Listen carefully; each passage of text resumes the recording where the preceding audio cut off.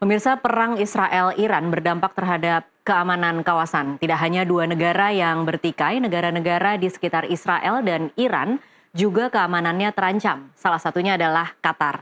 Spekulasi pun bermunculan, tuan rumah putaran keempat kualifikasi Piala Dunia 2026 zona Asia dipindahkan dari Qatar. Apalagi Iran menembakkan 19 rudal ke pangkalan udara Amerika Serikat di Al Udeid. Bagaimana sebenarnya keamanan di Qatar saat ini dan apakah mungkin tuan rumah babak keempat dipindahkan ke Indonesia?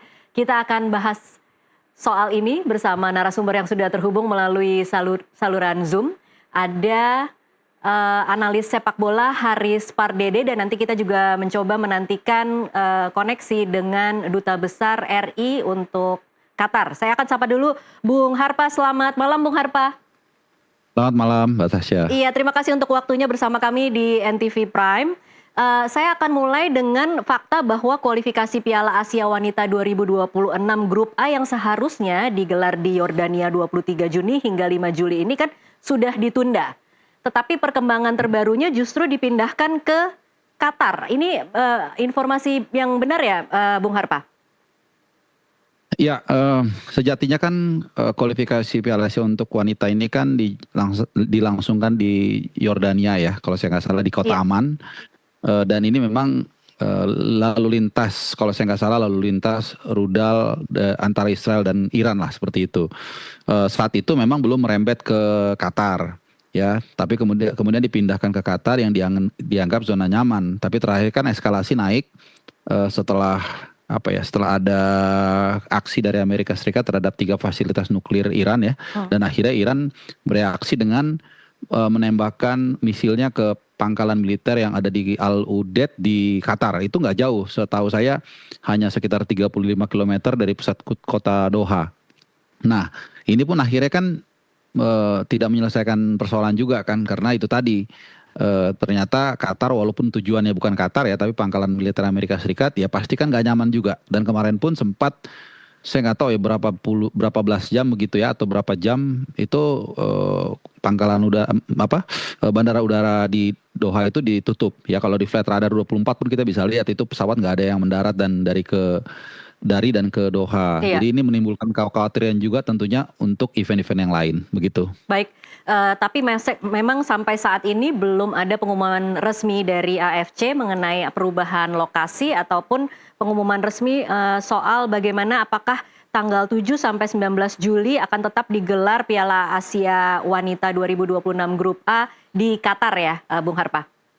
Iya, kita belum tahu karena juga eskalasinya kan ini masih dinamis di lapangan ya. Tentunya kita semua pasti yakin lah, kita berharap keadaan semakin mendingin seperti yang diamanatkan juga oleh Pak Presiden Pak Prabowo. Semua pihak sudah berusaha. Kemarin juga atau tadi pagi mungkin ya waktu Indonesia Barat ada kabar yang cukup mengembirakan, walaupun kita juga harus terus mengikuti ya dalam konflik seperti ini. Kadang-kadang perubahannya bisa sangat drastis. Iya. Donald Trump, Presiden Amerika Serikat, mengatakan menurut dia sudah ada kesepakatan ceasefire atau gencatan senjata. Nah, kita berharap ini berlangsung lebih lama lagi dan permanen ya, supaya semua event-event termasuk kualifikasi Piala Asia Wanita dan juga nanti kualifikasi round 4 Piala Dunia tim nasional kita yang akan berlaga di Qatar 8 sampai 14 Oktober itu bisa berlangsung sebagaimana mestinya. Baik.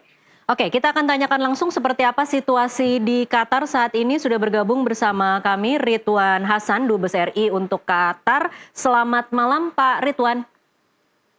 Assalamualaikum warahmatullahi wabarakatuh. Selamat sore dari Doha dan selamat malam di tanah air. Waalaikumsalam warahmatullahi wabarakatuh. Selamat sore waktu Doha, selamat malam waktu Indonesia.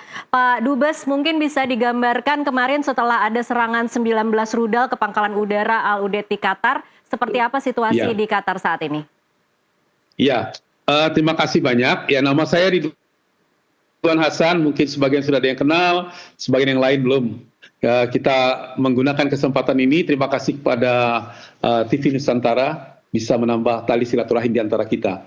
Jadi kemarin sore itu sekitar jam 6.30 ya waktu maghrib itu udara Qatar ya, airspace ya, ruang udara Qatar itu ditutup.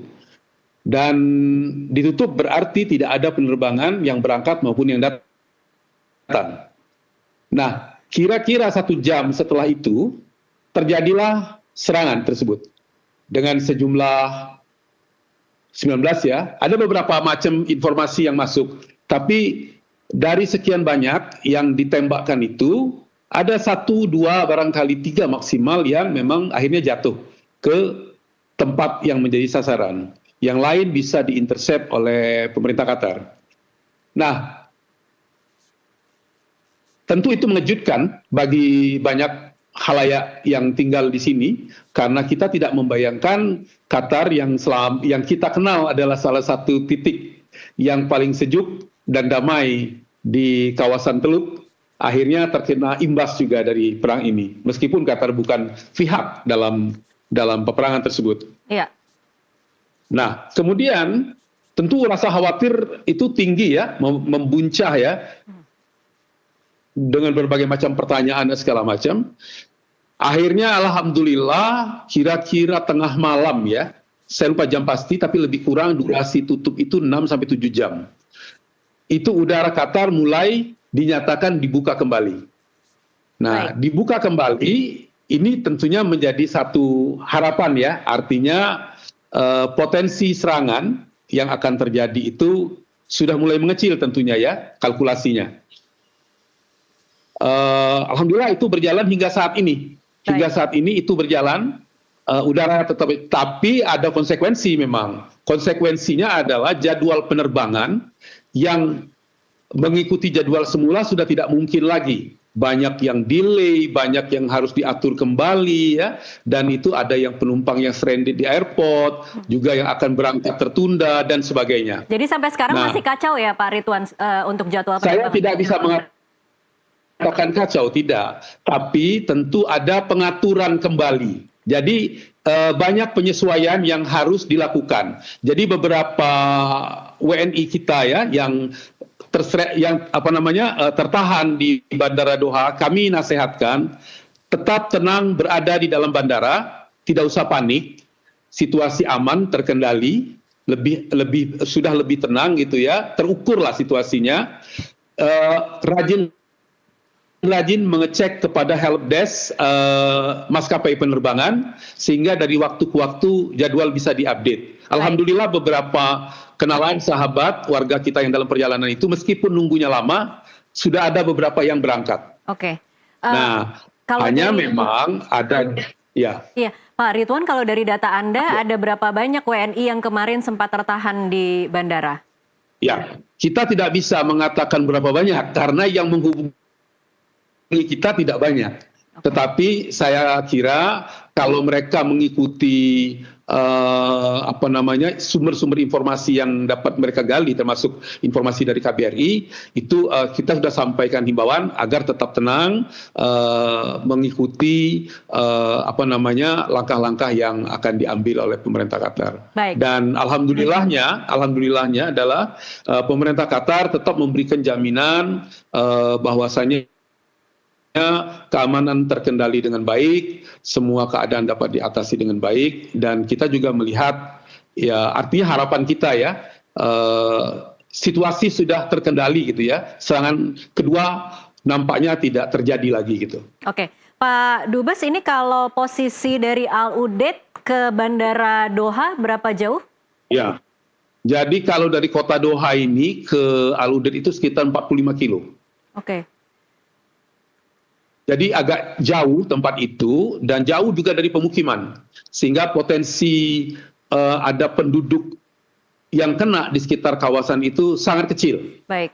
Dan itu kan memang daerah yang sangat restricted juga ya, tidak bisa orang sembarangan masuk ke daerah itu.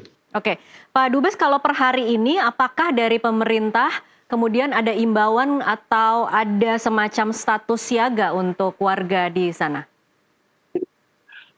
Kalau misalnya himbauan adalah sifatnya umum. Kita pertama tetap mengacu kepada langkah kebijakan yang dikeluarkan oleh pemerintah sini.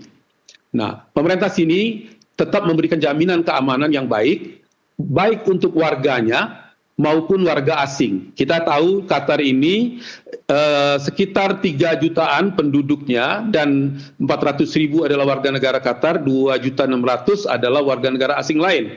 Dan Lebih Artinya banyak warga Indonesia negara asing adalah ya, Pak. cuma salah satu dari, ya, warga negara asingnya sangat banyak. Jadi komunitas asing yang tinggal di sini itu bukan cuma kita ya, Iya. banyak sekali, banyak sekali. Nah sehingga buat pemerintah Qatar jaminan keselamatan itu tidak cuma penting buat warganya, tapi buat seluruh penduduk yang ada di sini, karena mereka menjadi bagian dari aktivitas perekonomian Qatar gitu ya. Baik. Nah, alhamdulillah paling tidak kita melihat Qatar mampu mengintercept rudal-rudal yang ditembakkan. Itu menjadi satu keyakinan bahwasanya kontrol keamanan dapat diatasi. Oke. Kedua, aktivitas kegiatan pemerintahan, masyarakat sebagian besar tetap berjalan dengan baik. Tidak ada panik buying dan sebagainya. Oke, Pak Ridwan, kalau situasi di WNI sendiri, suasana kebatinan warga negara Indonesia Ya. yang ada di Qatar seperti apa? Apakah ada kemudian pembicaraan untuk mengevakuasi diri atau merasa kemudian harus menyiapkan rencana-rencana atau skenario-skenario tertentu dengan situasi yang terjadi saat ini? Ya. Jadi alhamdulillah ya, alhamdulillah kita KBRI beserta masyarakat itu dari sejak awal telah mengikuti perkembangan di kawasan ini dengan sangat seksama. Nah, pada sore hari kemarin, jadi sebelum langit Qatar ditutup, itu kita sempat berkumpul silaturahim ya dengan tokoh-tokoh masyarakat ya, perwakilan masyarakat dalam jumlah yang cukup lah, karena semua 25.000 orang Indonesia nggak mungkin hadir semua kan. Jadi ada sekian, mungkin sampai 100 orang kita kumpul, kita berbicara dan kita sosialisasi. Alhamdulillah kita sudah mengambil langkah-langkah yang dianggap perlu menyikapi dinamika yang terjadi di kawasan. Artinya begini, tidak perlu panik, tidak perlu heboh, tetapi tetap waspada. Nah, antara lain apa yang bisa kita lakukan, himbauan kita, kumpulkan semua dokumen penting yang kalau ada satu kondisi yang mendesak, maka kita dengan mudah bisa bergerak. Itu satu. Kedua, tidak melakukan tindakan yang sifatnya panik, karena biasanya kalau ada tindakan panik itu kan menjadi rush dan itu akan tidak baik, karena itu akan jadi efek yang berantai dan itu tentunya tidak sejalan juga dengan kebijakan negara tuan rumah yang mereka menjamin keselamatan. Baik, artinya sebenarnya kalau Anda mengatakan bahwa sudah siapkan dokumen, artinya warga negara Indonesia sudah diminta untuk siap koper lah ya, Pak Dubes, untuk kalau tiba-tiba terjadi sesuatu. Ya, artinya begini, artinya secara kita akan melihat pertama parameter yang dikeluarkan oleh pemerintah setempat. Adakah kekacauan yang ada di dalam negeri ini? Itu dulu. Oh, ternyata tidak. Ada serangan dari luar. Nah, serangan dari luar ini dapat ditangkis. Artinya itu selesai kan? Nah, apakah ada serangan lagi berikutnya? Berdasarkan prediksi yang ada, itu tidak terjadi. Nah, kalau misalnya ada anggota masyarakat, kebetulan ini kan musim libur, Bu. Iya.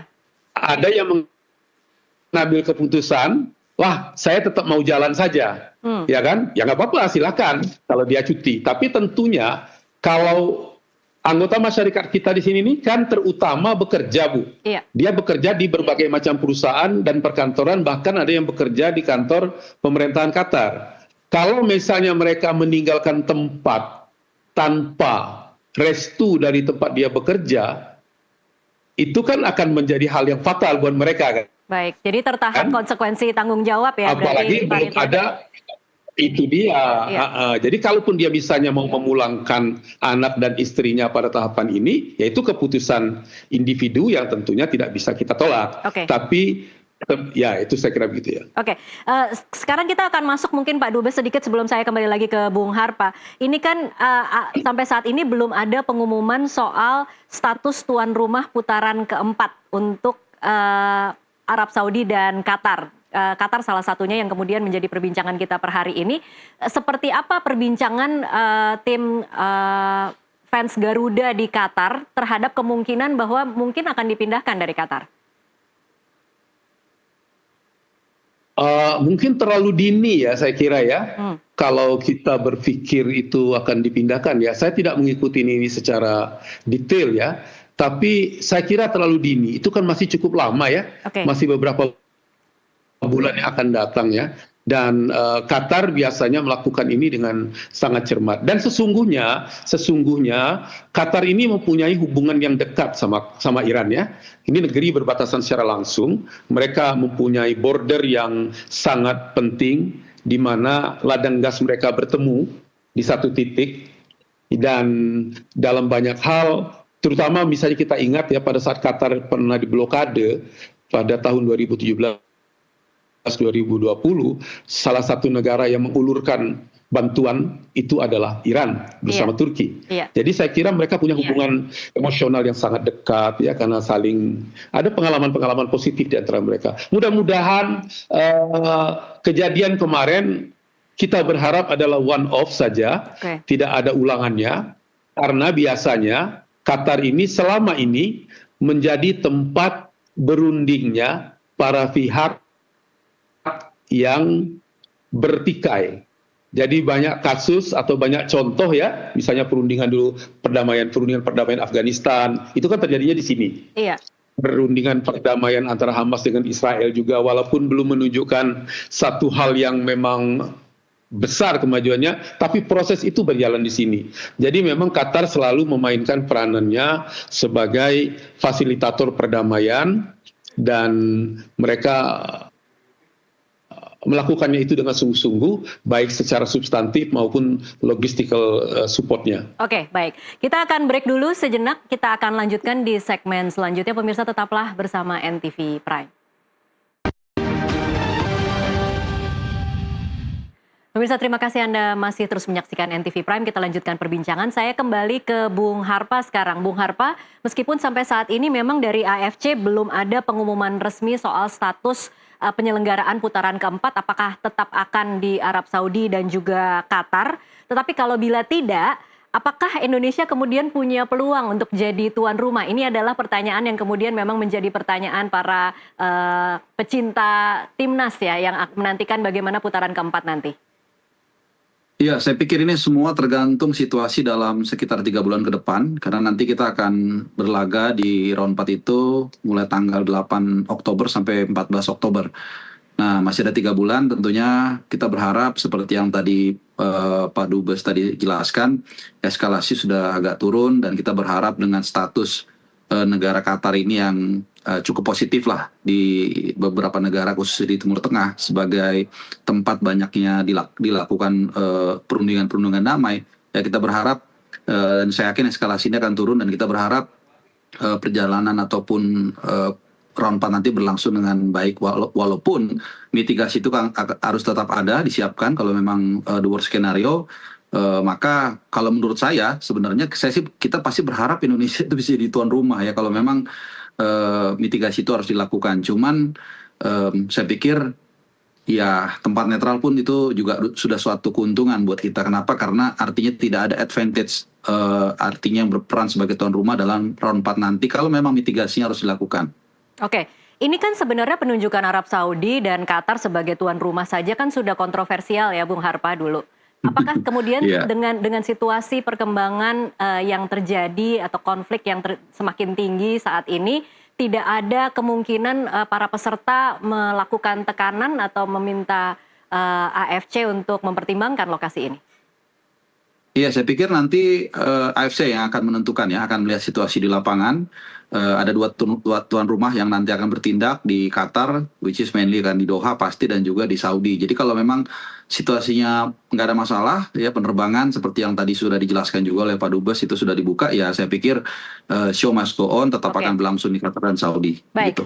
Baik. Saya tahan dulu Bung Harpa dan Pak Dubes, kita akan menyaksikan visual dari 97 WNI yang berada di Iran yang sudah dievakuasi dan saat ini sudah tiba di Bandara Soekarno-Hatta, Tangerang, Banten. Kita akan mencoba melihat bagaimana visualnya.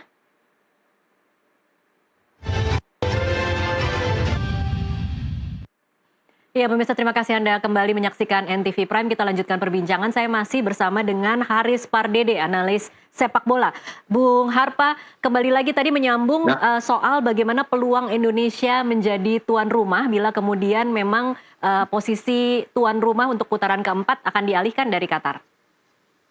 Ya jujur inilah ya kenapa karena ada banyak triki dan pat gulipat sehingga membuat di perubahan penentuan tuan rumah ini menjadi bimbang ya. Pertama sebenarnya kalau kita runut itu awalnya yang berhak menjadi tuan rumah itu adalah dua peringkat teratas yang lolos round 4. Iya. Nah itu harusnya tuh Irak dan UEA gitu, dan kemudian mereka sempat rubah jadi tempat netral tapi terakhir kemudian bidding. Nah, bidding yang menang ya kita semua tahu akhirnya Qatar dan Saudi, dan ini sempat memicu protes dari Irak dan UEA yang merasa mereka lebih berhak menjadi tuan rumah. Nah, saat bidding ini ada informasi juga yang mengatakan Indonesia itu dari peringkat ketiga, China keempat gitu. Jadi 1-2 itu Qatar dan Saudi, kemudian kita baru China. Nah, China kan udah nggak lolos. Iya. Nah, makanya mungkin ini akhirnya memicu harapan ya kalau memang venue atau tuan rumah round 4 nanti itu digeser dari Qatar dan Saudi, kalau memang suasananya menjadi makin tidak menentu, maka ada kemungkinan itu Indonesia. Tapi sekali lagi ini belum diputus, jadi kita hanya tinggal menunggu koordinasi antara AFC dan juga PSSI yang sejauh ini belum memberikan statement apapun terkait situasi terakhir. Oke, kalau menurut Anda bisakah kemudian federasi melakukan permintaan atau desakan ataupun memetakan bagaimana rawannya situasi saat ini dan kemudian meminta agar dikembalikan lagi kepada aturan semula? Iya mungkin bisa tapi nggak semudah itu ya, karena kita tahu AFC ini cukup negara-negara Timur Tengah itu cukup kuat pengaruhnya di AFC. Bisa jadi kalau memang nanti Indonesia mengajukan, mereka juga protes nih Saudi dan Qatar dan kemudian meminta tempat netral gitu. Makanya sebenarnya dari awal itu udah paling benar adalah tempat netral, dan ada beberapa negara yang menurut saya cukup pantas dan cukup siap ya untuk melaksanakan itu, terutama Jepang. Kebetulan saya baru dari sana dan infrastrukturnya luar biasa, stadion juga bagus-bagus. Untuk urusan administrasi seperti visa juga nggak terlalu repot ya, terutama yang memiliki e-pasport untuk orang Indonesia dan juga Korea Selatan atau mungkin Australia gitu. Jadi ini beberapa alternatif yang menurut saya sejatinya dari awal kalau ini memang ditentukan tempat netral ini lebih adil, dan juga kemudian kita bisa memilih tempat yang lebih aman ya. Tapi ya sekali lagi ini belum tahu seperti apa. 3 bulan lebih, 3 bulan setengah itu apapun masih bisa terjadi. Oke. Kalau kemudian ternyata akan tetap diselenggarakan di Qatar dalam situasi yang masih sama seperti hari ini, Bung Harpa, apa kira-kira konsekuensinya untuk kita? Iya tentu nggak nyaman ya kalau situasi seperti ini. Baik itu penyelenggara, baik itu pemain, baik itu juga penonton yang ada di Qatar dan juga yang dari Indonesia ini juga pasti akan tidak tenang begitu ya. Pasti saya yakin sekali dari sekarang pun saya yakin sudah banyak warga negara Indonesia yang di luar Qatar maupun Saudi sudah siap-siap ya untuk terbang ke dua negara ini, kita nggak tahu kemana, untuk mendukung tim nasional kita berlaga gitu loh. Karena 17 Juli nanti kan baru dilakukan drawing di Kuala Lumpur ya. Iya. Jadi kita baru bisa tahu dengan siapa kita akan satu grup dan di mana kita nanti akan main. Jadi kalau suasana kayak gini kayaknya agak ngeri-ngeri sedap juga ya Mbak Tas. Iya. Kita lagi main tiba-tiba di atas kayak di atas langit literally itu yang dijelaskan oleh Pak Dubes, dan kebetulan juga saya sempat melihat gambarnya meskipun oleh otoritas tempat itu dilarang untuk disebarkan. Itu literally memang serpian-serpian itu yang tadi dikatakan di intercept itu jatuh di beberapa kawasan sipil. Ini saya pikir ya mengerikan juga lah. Iya. Saya walaupun saya mengikuti bola sudah cukup lama, tapi saya pikir di atas sepak bola itu yang lebih penting ya. Jadi nyawa, keselamatan dan juga hal-hal humanity yang saya pikir itu yang lebih dikedepankan lah. Oke, kalau kita kemudian bisa tahu kira-kira mungkin di 17 Juli ya seperti kata Bung Harpa tadi, kira-kira tempatnya akan di mana, tetapi juga nanti mungkin masih mengikuti perkembangan sampai ke Oktober. Tiket itu biasanya dijual kapan sih Bung Harpa supaya kita kemudian bisa mengantisipasi bagi para penggemar, para fans timnas yang ingin menonton langsung di lokasi nanti? Ya, ini kan baru ya dalam sejarah sepak bola dunia, ini kan baru pertama kali sampai ada round 4 bahkan nanti ada round 5 Intercontinental Playoff. Jadi ya kita belum tahu ya, tapi logikanya adalah nanti setelah dilakukan drawing, nanti di sana kita akan tahu tanggal berapa kita main, dan kemungkinan kita mainnya agak cukup challenging nih kalau kita sedikit ke technical, karena 8, 11 dan 14 itu mainnya Oktober. Jadi ada 3 match day.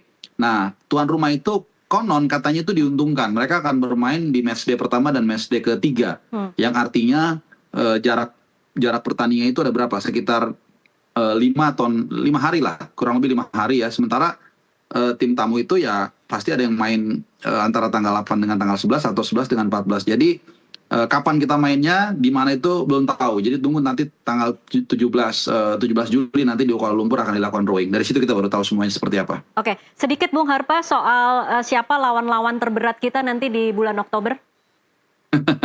Saya yakin sekali masyarakat Indonesia sepakat dengan apa yang saya katakan, yang terberat adalah Qatar, ya, karena ada faktor X di sana. Saya nggak usah sebutin lebih detail lah ya, kita semua tahu. Cuman gini, Qatar itu kalau kita ketemu Qatar itu dua sisi mata uang ya. Satu sisi kita tahu ada faktor X, kedua dukungan diaspora kita di Qatar ini sangat luar biasa ya, karena Qatar itu terutama Doha itu sangat kecil, jadi mobilisasi diaspora di sana juga lebih mudah dibandingkan dengan Saudi. Saya kebetulan waktu di Jeddah itu di pertandingan pertama sekali di round 3 itu saya ke sana, itu luar biasa loh pengorbanan dari penonton pekerja migran yang ada di sana itu, karena mereka itu kan kita kan mainnya di Jeddah waktu itu, tapi kemudian ada yang dari Dammam, ada yang dari Riyadh, ada yang dari mana-mana. Geografi Saudi itu kan luas ya, jadi mereka butuh mobilisasi, menyewa bus jauh-jauh hari, meminta izin dari majikannya, dan keluar effort waktu, tenaga, dan uang. Itu saya pikir tidak mudah gitu. Jadi kalau untuk tempat, saya lebih senang dari Qatar. Dan Qatar pun sejauh ini, sebelum nanti ada semacam Schengen ya di daerah kawasan Teluk itu, kita tidak perlu visa kalau ke Qatar, kalau yang dari Indonesia. Nah, tapi kalau di Saudi, memang secara teknikal ya, kita lebih mudah mengalahkan mereka karena kita sudah 2 kali ketemu dan 1 kali menang, 1 kali imbang. Cuman itu tadi mobilisasi penonton itu ke Saudi lebih sulit, dan sejauh ini terakhir yang saya tahu kalau kita ngurus visa ke Saudi itu cukup mahal, seperti itu. Oke, baik. Kita akan sama-sama nantikan bagaimana perkembangan, karena kita tidak akan pernah tahu apa yang akan terjadi besok, apalagi dengan situasi yang semakin memanas saat ini. Tapi terima kasih Bung Harpa untuk waktunya bersama kami di NTV Prime. Pemirsa, ketika